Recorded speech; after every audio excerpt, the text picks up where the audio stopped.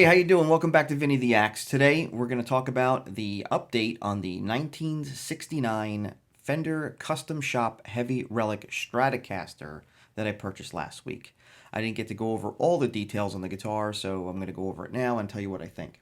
So, this guitar is an alder body. It has a maple neck with maple fingerboard. It has what it says on the build sheet is 6105 frets, but these are the fattest 6105s I have ever seen. They're pretty, to me, they're like wide and fat frets. I don't think there might be maybe a misprint on the build sheet, or maybe my idea of 6105s from the past are not exactly the same. But these are really nice, I would say, jumbo style frets. They're not as high as like 6100s, but I think I like that, to be honest with you. I like that it's a little bit lower. So really good. All the frets are polished really, really well. There's no sharp edges on everything. Rounded off really, really nice. Really impressed with this build. The Seymour Duncan JB. I don't I don't know what to say. I really like this one. I've had JBs and other guitars. I didn't like it, and I thought the mid range was a little bit over gnarly on them. But this one sounds fantastic. The Fender custom hand wound Fat 60s sound great in the guitar. Really totally impressed with the whole guitar itself. The vintage tuners work really good, and I like what they did on the back with the old Fender plate 70s or late 60s, early 70s F logo on the plate.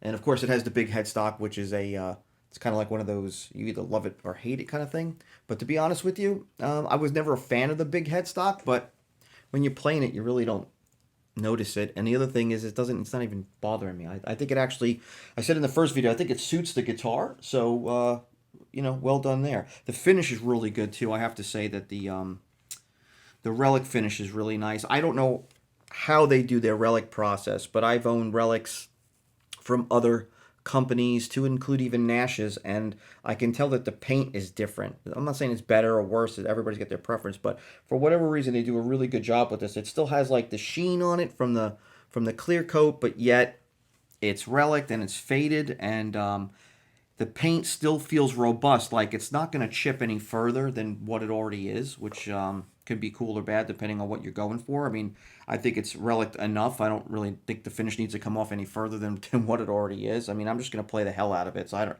at this point, I don't care. I mean, that's why I bought the thing in the first place, is to play it and just enjoy the guitar for the money, and not worry about it. And that that brings up some comments that I got from the last video. Got some massive hate. Some people really hate Relics, and that's cool. Everybody's got their opinion, man. Somebody asked me, "Hey Vin, can you explain to me why it is that you like this? Like, I don't get it." And I said, "Okay, yeah, no problem." So my thing is this: is that if I bought this guitar, brand new like it did, but if it was brand new finished, which has no relicking and no aging on it whatsoever, my OCD would kick in, and I would not want to scratch it, put a mark in it, or anything. And it would wind up hanging up on the rack, and I would very rarely play it because I don't want to put any wear on it. It's a mental thing.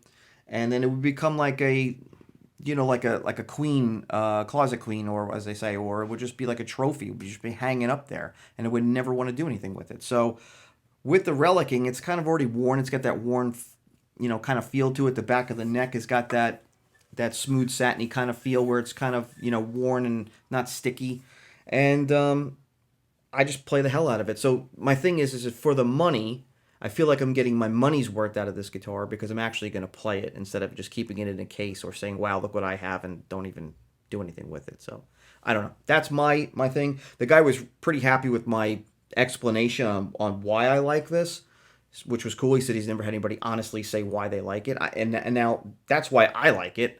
I mean, would I love a brand new one that doesn't have a mark on it? Absolutely. If someone wants to give me one, then great. I don't care.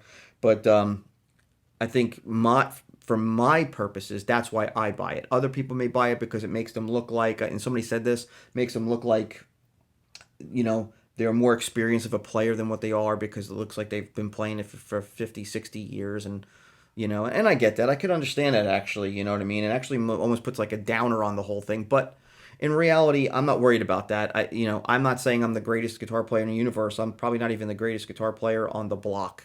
you know what I mean, that I live on. So I'm not worried about that. I just play to enjoy myself and have a good time with it. So that doesn't matter to me. Like I said, I feel like I'm getting my money's worth out of the guitar because I'm actually taking the time to use it. So that's where I'm at with it. Anyway, the guitar plays great. There's no issues with any electronics or anything. To be honest with you, the tremolo works really, really good. Now, it wasn't set up to my preferences out of the box, which is fine. I put 9 gauge strings on there. I think Strats with a floating trem always play really like slinky and fun with 9 gauge. Tens would be okay too, but I just like the nines on here. And for the 25.5 scale, I think it's cool. Anyway, the 6 screw tremolo on this vintage bridge plays great. You can use it. I mean, you can't really dive bomb with it or do any kind of 80s trickery with it, but that's not what this guitar was designed for anyway. But the tremolo works. I'm able to use it to do mild vibrato with it, and totally pleased. I mean, I got it. I had to set it up to get it to do that, but it works really, really well. I'm pleasantly surprised with the sustain on the guitar and how it sounds, and especially with the HSS pickup selection here. Really, really cool. I try to dial in the pickups to be all the same volume, which is a little bit difficult with a higher output humbucker. If this was more of like an 8K range, medium output or vintage output humbucker, probably can get the volumes dialed in a little bit better.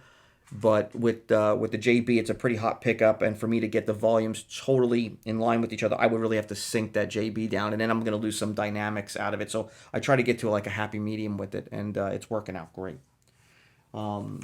Anyway, if you have any questions about the guitar, hit me up in the comments. I have no problem, chatting, and if you like it, you don't like it, I get it, man. I'm not trying to force it on anybody. You know what I mean? I just like to show the guitar and my experience with it. And if you're on the fence of whether you're going to buy an American production run or you're going to buy a Relic, if you can get a used Relic for the price of what these Ultras cost now, the production run Ultras with the heavy poly finish on it, I would say if you can deal with this, the relicking, then try it. I think you'd be pleasantly surprised, especially the sustain or I shouldn't say sustain so much. I should say resonance. The resonance of the guitar when you strum it, in your hands, you could feel the whole guitar vibrate, and it just to me just feels better. It's a better experience. Now, whether you hear this at the end of the recording run, after it's put through processing and mics and everything else, no, nobody's going to hear that. It's just, I think it's more of like a tactile sensation for the player to enjoy.